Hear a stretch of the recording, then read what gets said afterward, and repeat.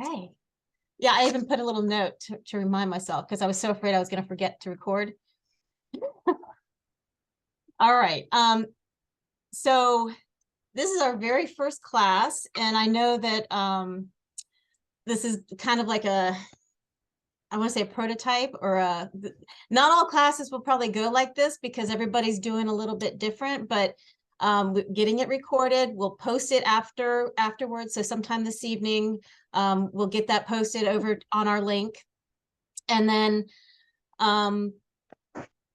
we'll just wing it.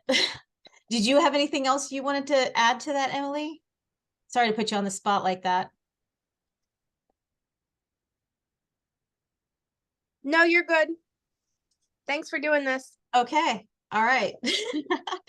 Okay. So this is the first herb class, and my take on all of this is trying to keep it as simple as possible, because I feel like if you want to learn something, simplicity is the way to do it. And if it gets complicated, you're not going to remember it. So I try to really keep things simple and relatable for everybody. Okay, so this is about how to use herbs to manage stress and anxiety, which we all experience at one time or another. And Zoom, please cooperate. Okay, so a little bit about me. This is not a sales pitch, but this is my presentation that I use for workshops. So I just kind of try to put a few things in here and there from various workshops that I've done for people, just to kind of give a good information for you all. So it kind of tailored it for us, but basically this is what I do. I am, focused on mind, body, spirit work. I do try to keep things simple. I've been in the abyss where I could barely function because my mind was so in such chaos and trauma. So when I say that, healing is possible, trust me, it is. It's not easy, but it is possible. And so my approach really, while I've been an herbalist for over 35 years, a long time, I also know that is an aid. It's an ally.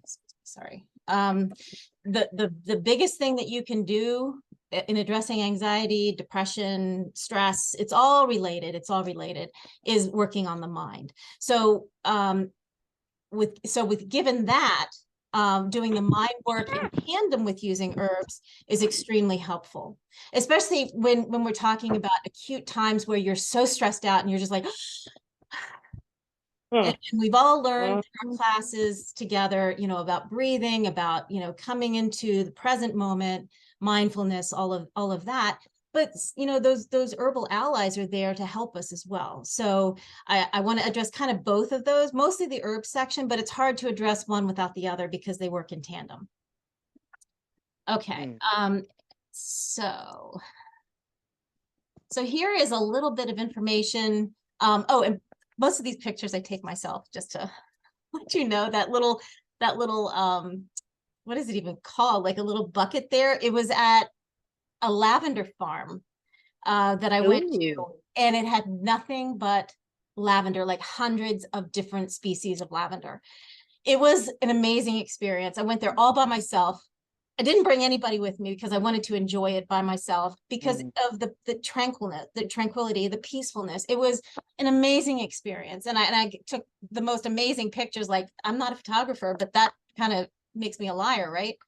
But anyway, so here's a few things that we all can do for peace of mind. And I like what the Dalai Lama said here with peace of mind is the basis of a healthy body and a healthy mind. Because truly, when your mind is going through and creating all that anxiety, where does it go? It's right into your body, and it gets stuck there and it roots in. And it's even harder to get out because your body becomes this, it's, what is it? Fight and flight. Like you can actually feel your body clench up.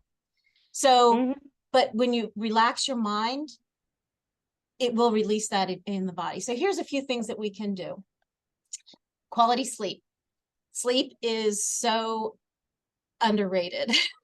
Truly. Mm. And if you're in, if, I'm sorry, can everybody mute their microphones, please?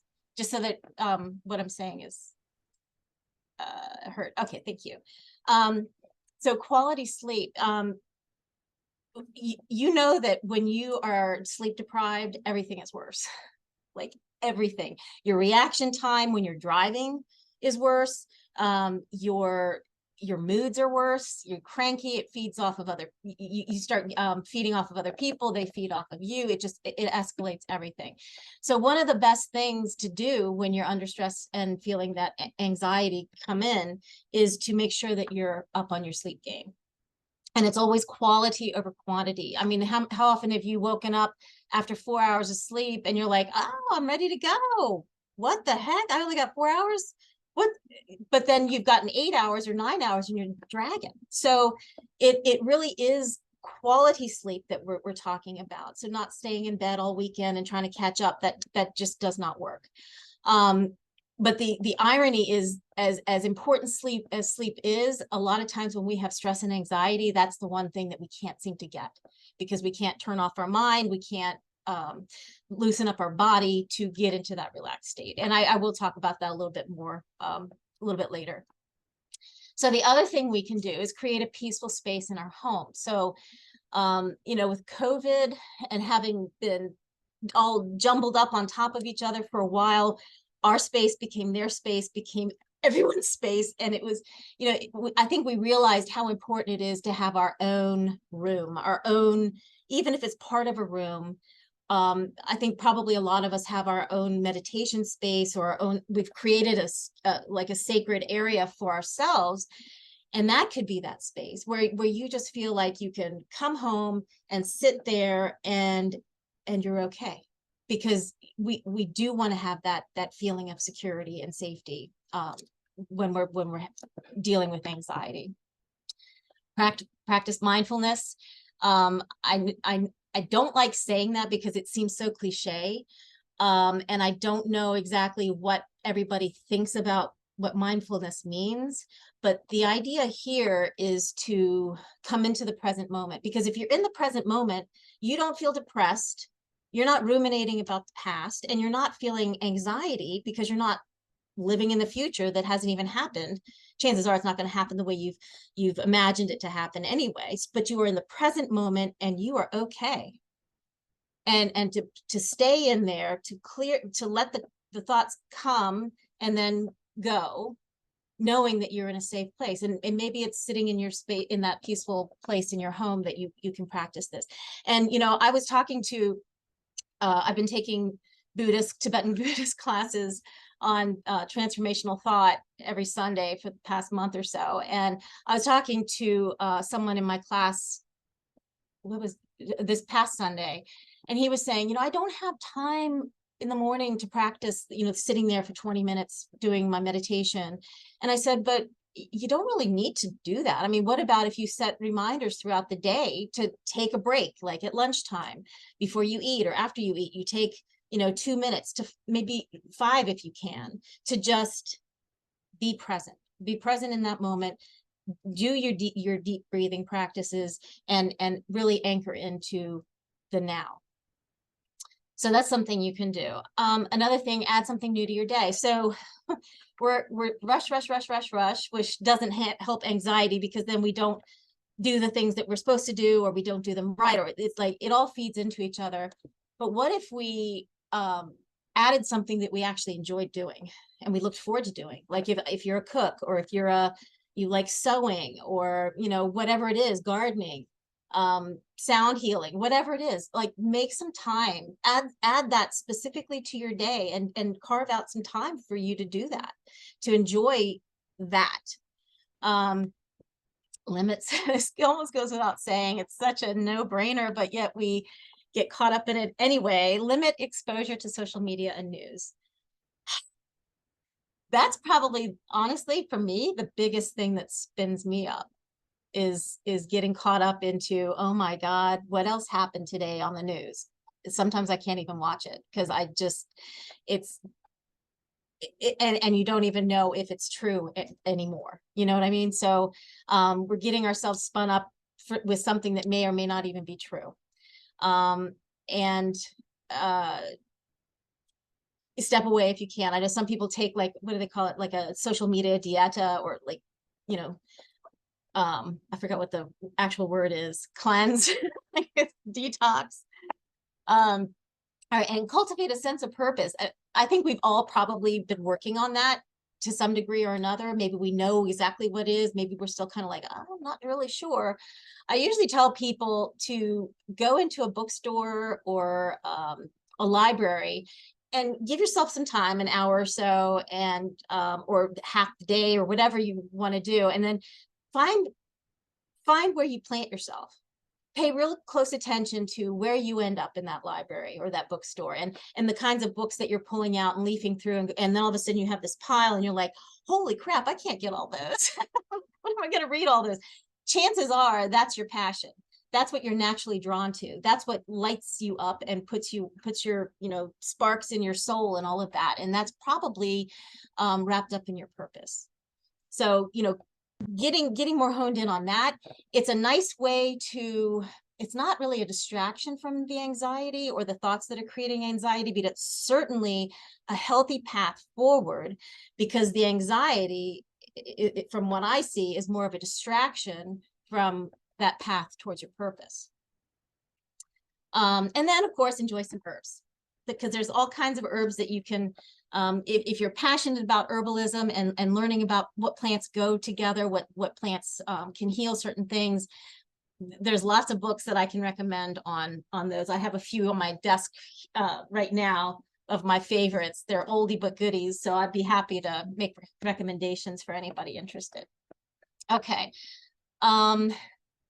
All right, so here we start getting into the herbs that are, and I don't know if everybody's heard of these before, or they're new. I don't know what level or experience everybody has. So, but again, I try to keep it basic. I try to keep it simple, so it's something that you can remember.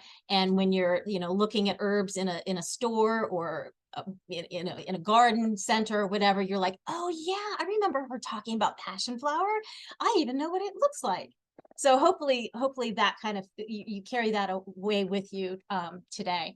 All right, so chamomile, that is one of the most gentle herbs that you can use. In fact, most of you probably don't know, but I lived in Turkey for 12 years, and I speak German, I speak Turkish, which actually adds a lot to my herbal practice, because I take from the East, the West, the Chinese medicine, like everything. It all serves a purpose. So I was exposed to the way the Germans holistically heal, and then what the Turks use from the Mediterranean region. And I practice Ayurveda. So it's all kind of mixed. But with chamomile, that's almost like an international herb for calming. And my German midwife always recommended, like, for children who are colicky, or even babies who are colicky, that they could have chamomile tea, very light chamomile tea, because it was very good for colicky, inflammation, if they're feeling like, that pain of, what is it called? When you're colicky, you have the cramping. So it's that gentle that Germans use it for young children. So that's that. If you're very sensitive, that would be like a first level, something that most people can tolerate, unless you have ragweed issues or something like that. Chamomile is a great go-to. I have a friend who doesn't like the tea. She can't drink it to save her life, but that's that's unusual. Most people like chamomile. And then the next level up, so if you're thinking chamomile is the most gentle of these herbs on this page, and you see it's beautiful. Lemon balm would be the next one. So lemon balm is also very, very calming. It's good, children can take it as well. It's very akin to catnip, if you've ever drank catnip tea, or maybe you've drank lemon balm tea. It tastes like lemon. It smells like lemon. I have it growing in my garden. It actually takes over my garden, which I don't mind, because I make all my tinctures from the lemon balm that I grow in my garden, and use it for teas and whatnot. So, but it's wonderful. It's calming. It's it would be the first one. It's actually one of the most favorite tinctures that I make, because I put a little bit of honey in it, and people they just love it. It tastes wonderful, and it really does calm you. And again, if you're sensitive, this is one that would really do well, or you would do well with. The next level up would be passion flower, and you can see passion flower is that kind of funky looking flower. You might even have it growing in your garden, or maybe your neighbor does. It's not uncommon. And that is passion flower. That beautiful flower actually is a healing herb for us when when we need to de-stress and chill out. So passion flower, it is a mild sedative. And so all of these herbs, I always do my own like guinea pigging, even if it's not something that I need to take, just to see how it reacts. And so I can honestly tell people, you know, you need to be careful with this or whatever. Passion flower, when I took the tincture, I needed to take a nap. It affected me pretty quickly. So again, if you're sensitive, passion flower is probably going to have a similar effect on you. If you're super stressed out, passion flower is a wonderful thing to like bring with you on the go. Even like if you have issues at work and you're just like, oh my God, passion flower would be probably something good that that wouldn't necessarily put you to sleep, especially if you're in that kind of state. So I would recommend it for something like that level. And then there's skullcap, and skullcap is really good, especially if you're prone to migraines, because it helps with like when you got that sensory overload, it helps like sedate the mind it mildly. So it's not like putting you out. It's not like tranquilizing you, but it definitely calms down the mind. But again, that is stronger than passion flower in my opinion. And I would not use it if I was going to be driving or, you know, having to be active in any way. I accidentally took some in the morning one day, and I really had to struggle. Like, extra coffee that day. I don't know how I did that. It was in my medicine cabinet. And I was like, after I did it, I was like, oh my God, what have you done, Kim? All right. So those are kind of like the tiers of the go-to for relieving stress and anxiety in an acute form. Like this would not be something that you would take all the time. This would be in the need. You could go to these. While they won't hurt you if you take them over time, I don't think that they're really meant for that. And particularly valerian. Valerian, I don't know if you've taken it before or smelled it, but it smells like bear poop and tastes worse. So you know, all of these can be taken in teas. You know, when I'm getting ahead of myself. They can all be taken in teas, with the exception of valerian. I honestly would not recommend taking valerian in any way except quickly. So that would be, you know, a tincture or even a capsule. But I think the tinctures work faster than the capsules. But valerian will knock you out. That is actually a physical sedative. So like if you're having issues sleeping, valerian combined with skullcap will knock you out. At least I do make a tincture called Sleep Tight, and I combine those two that I make.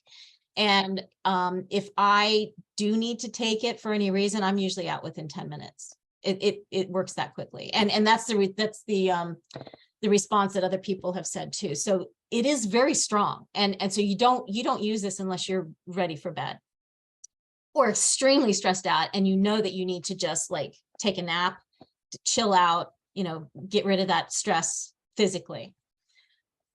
It seemed like there was one more thing I wanted to say about valerian. Oh, okay. So these are ways that you can take the herbs. I mentioned that you can take them in tea form, and some of them, you know, passion flower, lemon balm, skullcap is okay too. Passion flower and lemon balm actually taste pretty decent. So, you know, using them in a tea with some chamomile or something, that is a wonderful way to relax. Valerian, no. That would definitely be a tincture tincture form. So, but this is the ways that you can take them. And these are tinctures. If I'm pretty sure everybody probably knows, but just if you don't, tinctures are they are herbal extracts. Usually they're in alcohol.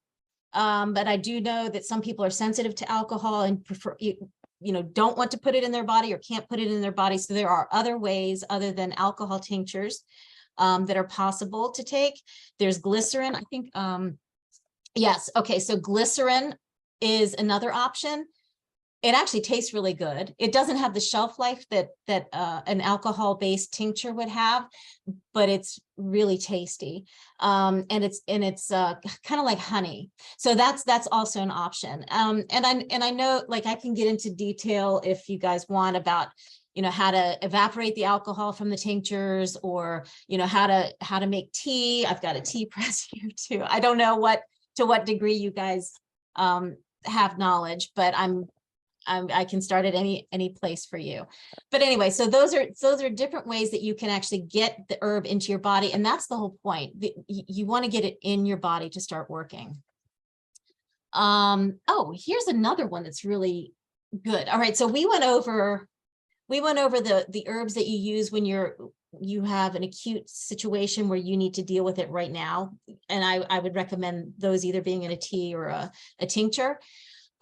These are the herbs that are coming up now are more for long term.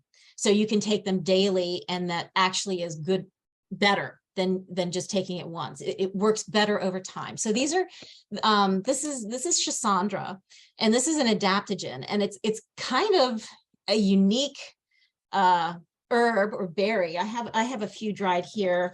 It's not always so easy to find, but if you use it, it's super interesting. I will pop a few in my mouth and chew on them. Whenever I pass them in the kitchen, they're like the everlasting gobstopper. You can taste on all your taste buds. You've got the sour, you've got the bitter, sweet, acrid, and salty. So this is addressed in Chinese, traditional Chinese medicine. This is, a revered herb. It hits all 5 elements. I don't think there's any other herb or plant that does, and that's why it's one of the reasons it's so special.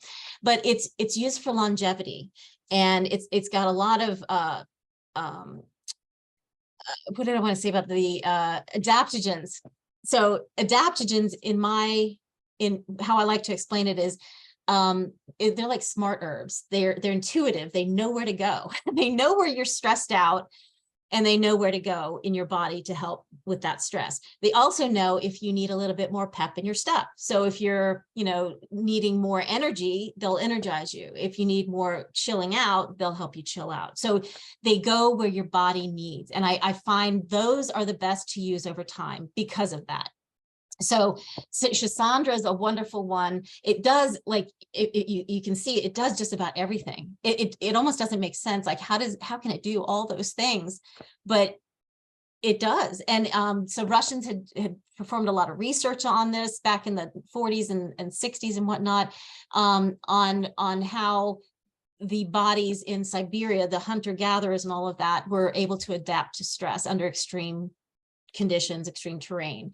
So it's fascinating, and I would highly recommend, you can use it in tea also. I think the predominant flavor is sour. So if you have too much of it, your teeth might get a little sensitive, just to warn you about that.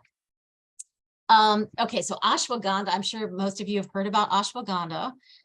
This is another adaptogen, or the smart herb. So this is something that's going to help you with brain fog, because you want that mental clarity, especially if you're dealing with anxiety and stress, because that sort of wipes it out, and it's hard to think clear. It's going to help you focus, and it's going to help you balance your moods.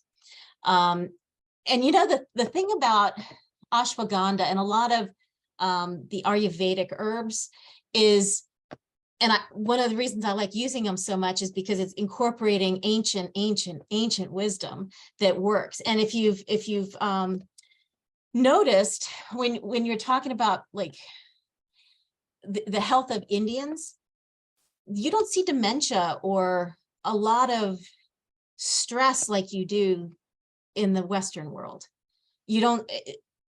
honestly, I think it's because of the diet and the herbs that they're using to cook with and to drink tea with. And so that kind of gets into this next slide. These are all herbs for a healthy mind, and they work on a cellular level.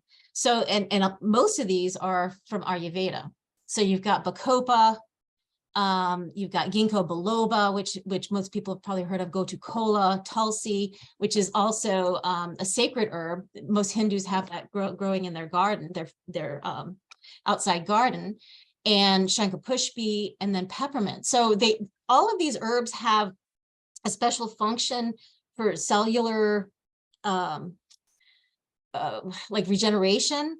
And Gotu kola is interesting too, because I use that a lot for skin, if I'm making a skin tea, because it helps with the blood flow, and blood flows to the skin, blood flows to the brain.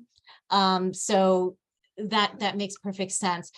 Tulsi is wonderful for lifting fog and just like having a clear head, helps connect your crown chakra to the divine. I think peppermint, they say to drink peppermint or use peppermint essential oil when you're studying, because it helps make your mind clear, so you retain the information that you're actually trying to learn. And it can be overpowering, I think, sometimes taste-wise, but it does help with headaches too. Yeah, so these are a few that you can make into a tea. Actually, that's what I'm drinking. I'm drinking a combination of that and some lymph moving tea, just because of, don't want stuff getting stuck. But so if you make a tea similar to this is really wonderful. And I added lemon balm here because of the flavor, and star anise because of the flavor, and because Tulsi can be a little bit strong if you make it into a tea. But this is really wonderful. And again, I can walk through how to make tea, because I did tell somebody, I gave them some loose tea, and they said, what am I supposed to do with this? I don't have any tea bags. And I was like, I didn't realize that some people didn't know you can use a tea press or a coffee press, actually, put the tea in here and pour hot water over it, put this down to kind of keep the herbs down, and then let it steep. And I let mine steep for at least 10 minutes, because I like mine strong. That way I can water it down. But some people don't want it strong, so you let it steep according to your taste. But it's that simple. It's that simple to make herb tea. You don't need fancy tea balls and tea bags. All you need is something like that. Okay, and all right, so this, I wanted to say that this is another way to get the herbs in your body. If you don't like tea, no matter how you dress it up with lemon and honey and whatever, and you don't like tinctures for whatever reason, you can always take the herbs in a capsule like this. Okay, so with anxiety and stress, a lot of times that leads to headaches, either migraines or just general headaches. So here are a couple herbs that are generally used for relieving that. So we talked about skullcap. That's really good for the migraines. But again, with all of these herbs, I should have probably started out like this. Just because it's natural does not mean it's safe.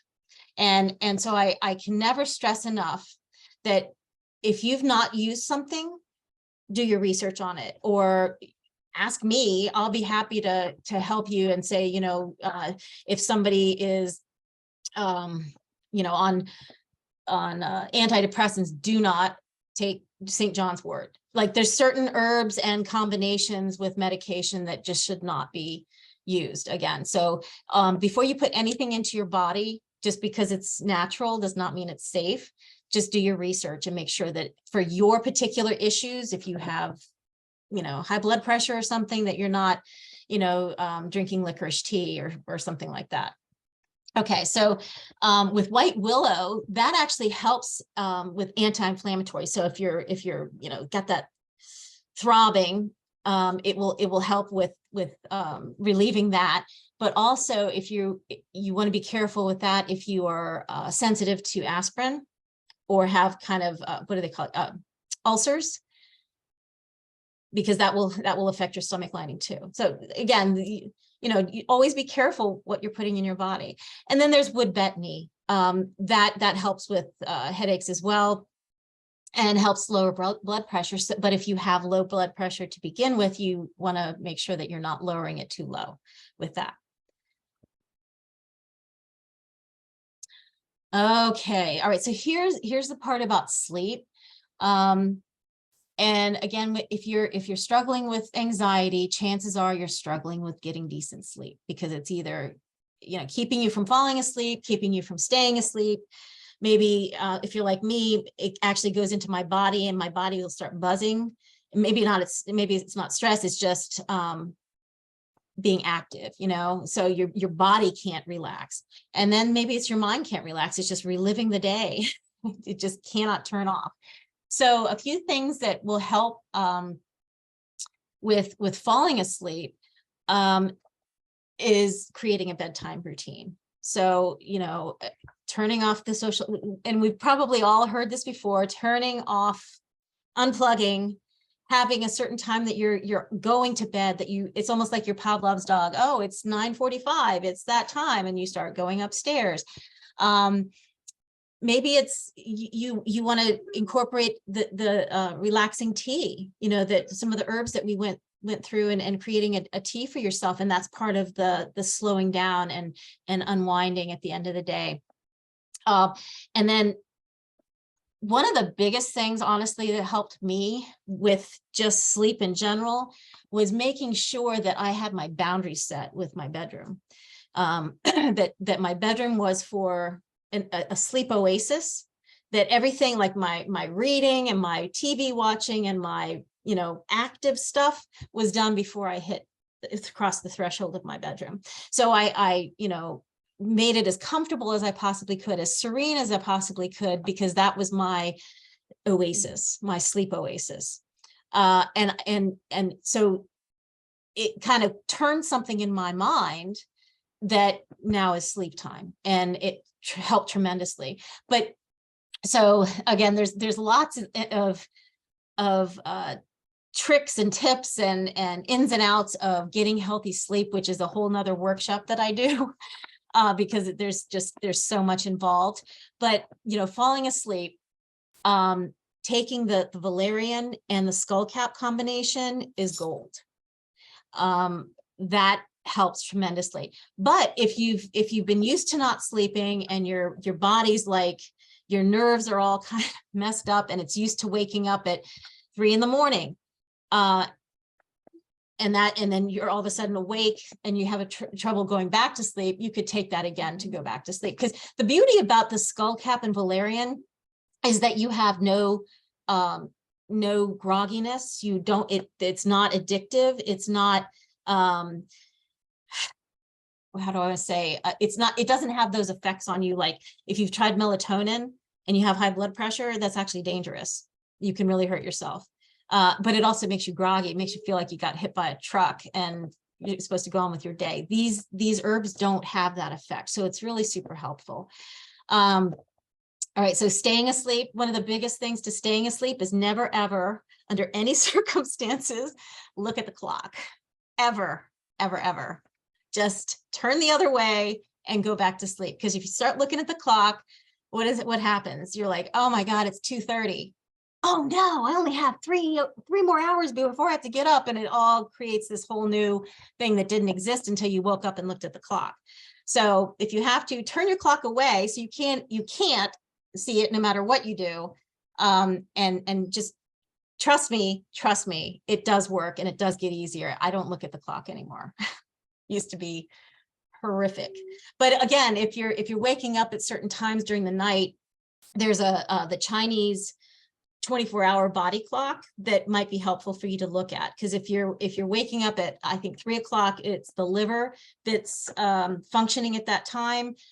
I think 4 o'clock is the gallbladder, and 5 o'clock is the intestines. Like something is waking you up. and so that's the root cause. So you know, again, like there's a whole nother workshop I'd be happy to teach on sleep, but these are the basics. Okay, so relaxing the body. I mentioned sometimes you're buzzing and your body literally can't settle down.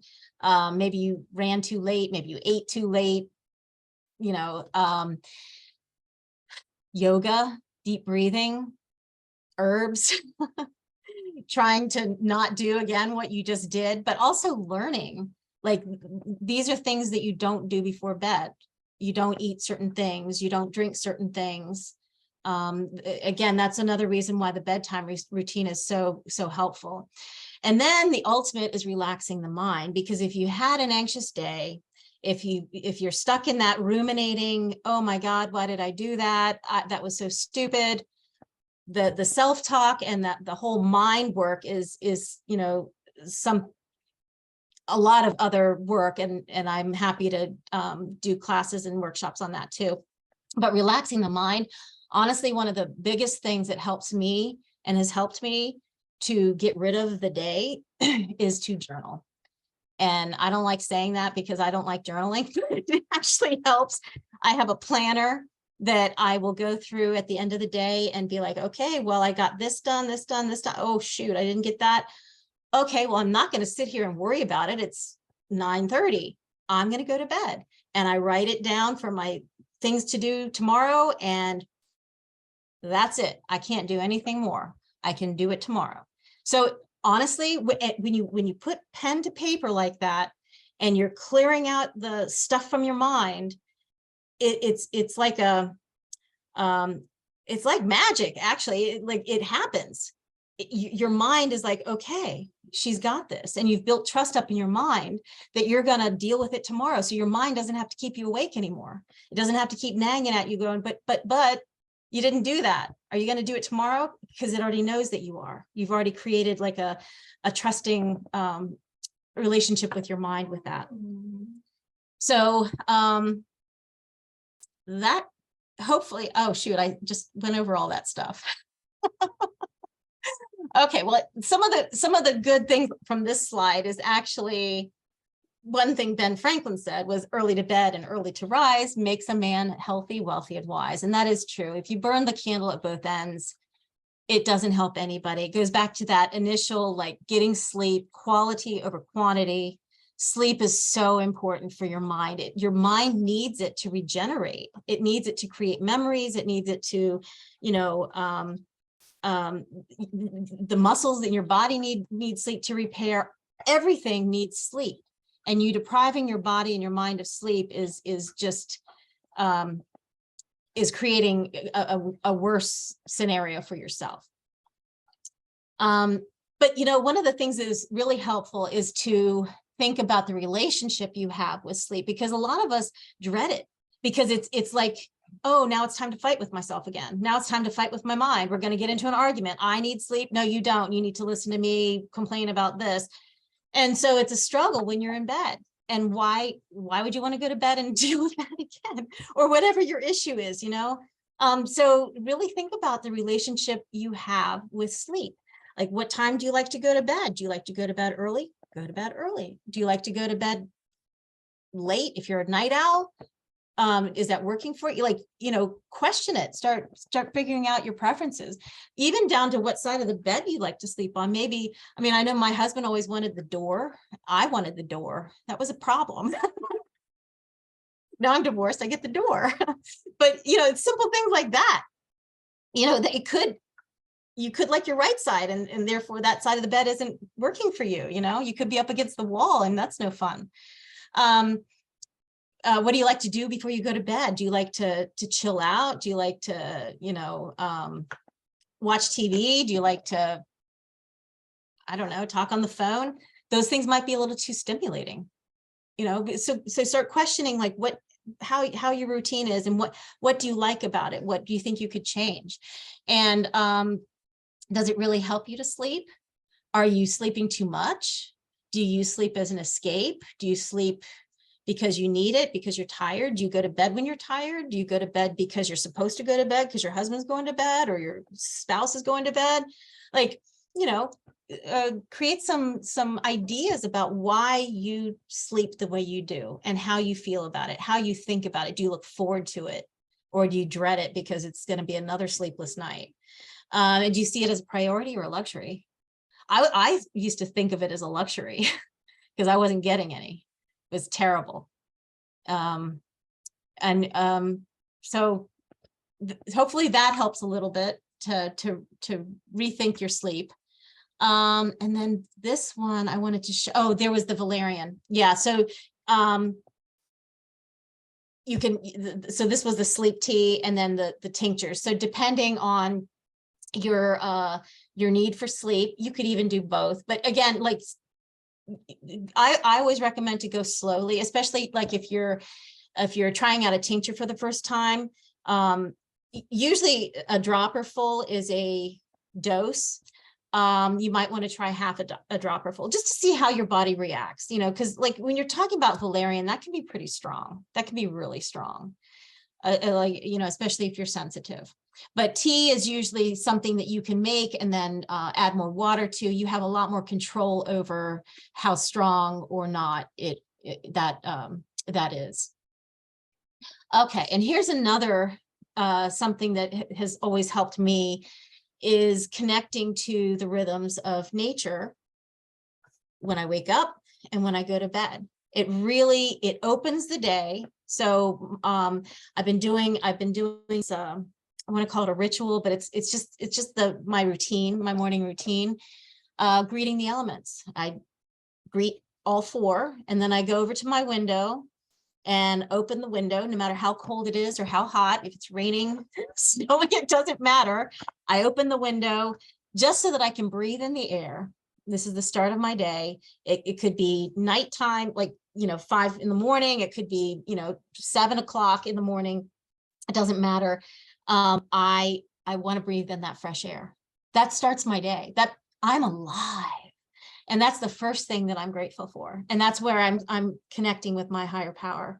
And I'm just grateful that I can be here connecting and be alive, be clear, because I was not clear when I was in the abyss. I was not clear at all. I couldn't even see what I see outside my bedroom window now. And I'm so fortunate that I see a sycamore tree, which I always gauge every day to see what the leaves are doing, because that's how clear I can see now. That's the clarity that I have from unfogging my mind and relieving myself of the anxiety and that whole horrible cycle that it causes. And I have hawk that comes and visits, and I have an owl that hangs out in the trees, and I have deer that come and foxes. So I'm very present. And that's the most important thing, is to be present in that moment in the morning, because that's the start of the day. That sets the tone for the whole day. And having that genuine feeling of being grateful to have that day starts your day off like that. It literally carries it through, because, you know, you think about how if you wake up and you're like, oh, crap, I'm late again. How does that start your day? It doesn't start it the same way, for sure. So this is a wonderful, simple way, something everybody can do, you know, no matter where you are in the world, is to connect in the morning like that. And then at night, I do the same thing. I go to my window and I, you know, try to find the moon, or just try to find, you know, connect. I have the nature right there. And no matter what happened that day, I recount it. I'm grateful for running into a friend at the grocery store, or spending some time with my daughter, or talking to my son on the phone. You know, the little things is actually what creates your life. Those little things add up to the big things. It sets the tone for your life. So when you find those little things, even if your day didn't go spectacularly, you know, it didn't meet your expectations for that day, there's still something in the part that didn't make you happy or think, ooh, this was great. There's still something in there that you learned, and that you can be grateful for learning that lesson, to make yourself better, to make your life better, to grow in that way.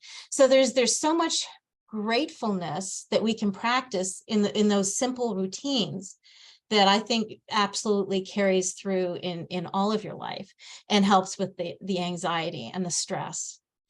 So I'm gonna close it for now and open it for anybody who has any questions about anything I've covered, or maybe even anything that we're going to be covering, because this is the first class in, it's all new for all of us. We're doing this. Oh, Kaz is here all the way from Australia. Hey. And there is some questions in the chat too, Kim. Oh my gosh. I was so busy talking. I didn't even see the chat. No, Okay. you did great. Okay. Shoot. Let me scroll all the way back to the top. Okay. Anna says, I love chamomile right before bed. Donna says, I've used it for that time of the month. Grew lemon balm in my garden as a teenager. Kaz says, I love lemon balm. I grow it in lime balm. Oh, lime balm. Oh, I haven't heard of that one. Is it the same? Is it similar? Like, is it a ground plant? You know, lime cordial, like lime flavor. You just brush against it, and I've had it self-seed and regrow, and it's absolutely beautiful. The leaves are more furry than what the lemon balm is, but they look almost the same plant. Oh, wow. I'm not sure if I'd be allowed to send you some seeds. Probably not. It would probably get confiscated in customs. I wonder if I could make it like as an incense. I would not dare to risk it. Okay. I mean, when I lived in Istanbul, I traveled to Germany, and I almost got strip searched because my husband and I were not carrying much luggage, because we always brought things from Germany, you know, imported into Turkey, and we everything we had was getting searched, almost us too, you know, because like, of course you have drugs. No, we didn't. We really didn't. But yeah, I'm gonna have to check that out. I don't even know if it grows here, or maybe it grows under another term. That sounds wonderful though. Okay. I will have a look. I'm not sure if I grow chocolate peppermint in like an old long school sink up on our front porch, and I sat the pot up there, and she's just rooted into the dirt, and I can't move her now, but she's so healthy. She's been there for like 3 years. You know, I found that with my lemon balm, if I don't cut it back, it will literally take over my entire garden. It is Mine almost did. crazy. Yeah. It just doesn't stop. Okay. All right. So Martha said passion flower is great for sleeping. Kaz said, oh, I love you have skullcap growing too. Oh, I would love to see your garden. I've seen you walk through your garden, but like I need close-ups. The skullcap's new, obtained. It's still in a pot, so I could definitely take a photo and share it in the group. Oh, awesome. Awesome.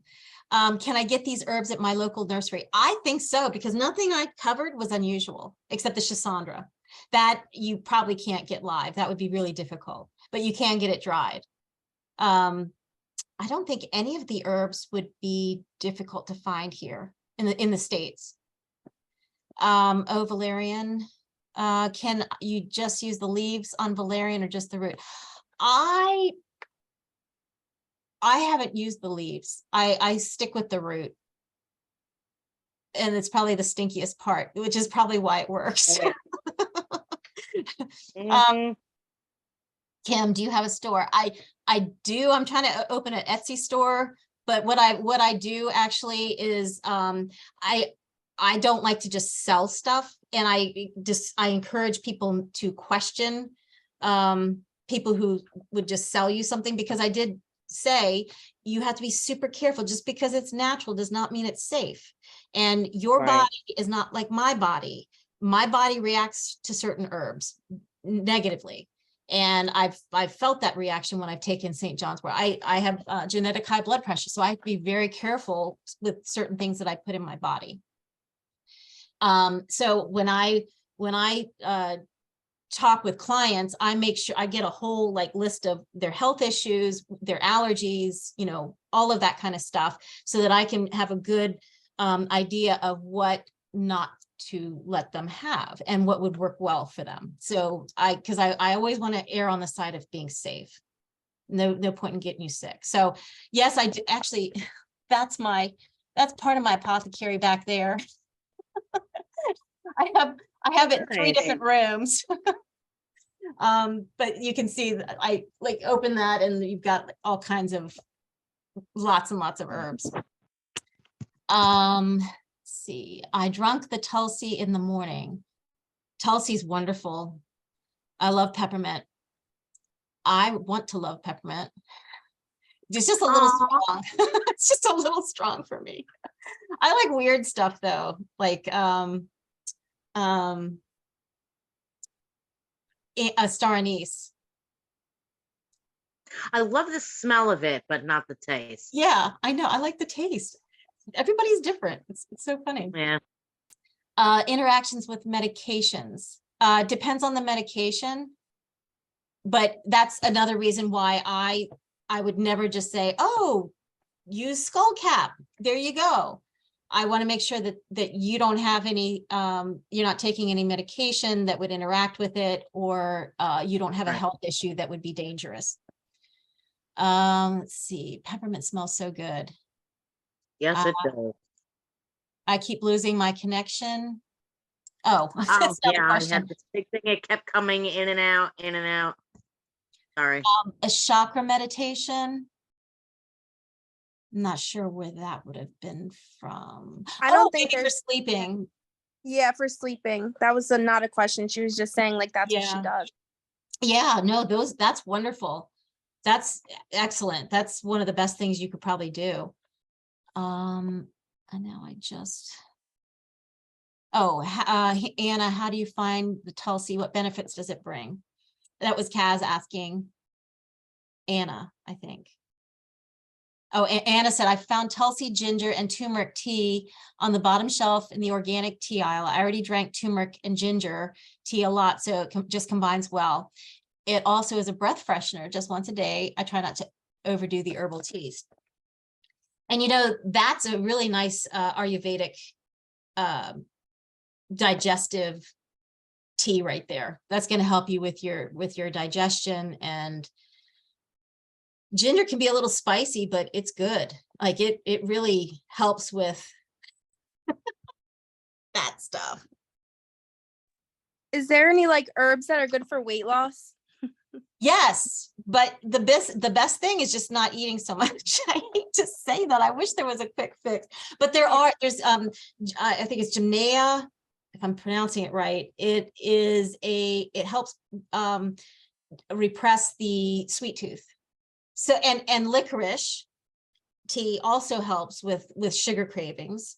But again, like if you have high blood pressure, you don't want to drink licorice tea.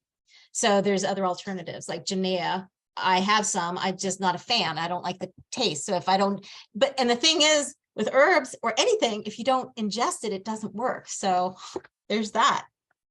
Got to drink it to make it work and not eat as much. I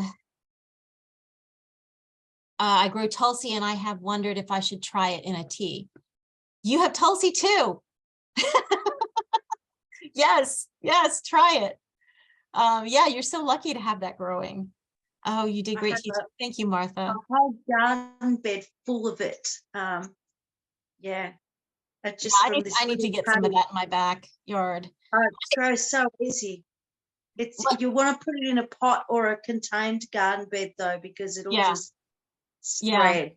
Well, and I think that's what they do in India. They actually have a dedicated, beautiful pot in their garden for that, because it's sacred too. So it hits all the wonderful things right there. Stormy says, blown away. You're amazing, Kim. Oh, thank you, Stormy. Anna said, I planted orange balm and it is the same with taking over the garden. Yeah, some plants just, you wonder, why did I do that? It's not as bad as bamboo, but it's up there. Thank you so much for class 2. You're welcome. Thank you, beautiful Gail. Thanks so much, Kim. Yeah, thank you. I'm so glad that all of you were able to make it. So the interaction is, I think, is what we were hoping to have so much, because like YouTube or Facebook Lives, you just don't. And you're not guaranteed to see the comments either. So this is, I think, the best way to actually connect, which is fantastic because I've never seen you guys like this. It was very cool. Thank you. Yeah, I'm Very so cool. glad we did this. So does anybody else have any questions or anything they wanted to add or say or anything? Sorry. I just want to say thank you so much. Is there any chance you might be able to teach us how to do a session making some tinctures? That's a good idea. You just reminded me. I had some of these. Okay, so just real quick, because I brought them down for a reason. I totally forgot they were back there. This is skullcap. This is skullcap, and shoot. Well, this is sorry, I should have shown you white willow. White willow bark. That's for the headaches. This is a tincture. That's what, and you let it sit and sit. This has been sitting for a long time, so it's good, and it's never going to go bad. It's an alcohol base. The ones that would go bad would be glycerin based because it does have a shelf life of a couple years, but alcohol will evaporate before it goes bad. So this is actually the best way to store herbs that you're going to be using for medicine. So yeah, I've taught how to make elderberry syrup, how to make tinctures, like immune boosting tinctures, all of that kind of stuff. So I'd love to share that knowledge with you guys. It's so good to be able to, take control over your health and not depend on other people, other doctors telling you what to do with your body. It's nice to be able I agree with that. to do it Kim, yourself. I would stop recording so it's not too big, remember? Oh yeah. But it's Okay. probably fine right now if you do it right now. I'm going to stop right now. Yeah. Are you putting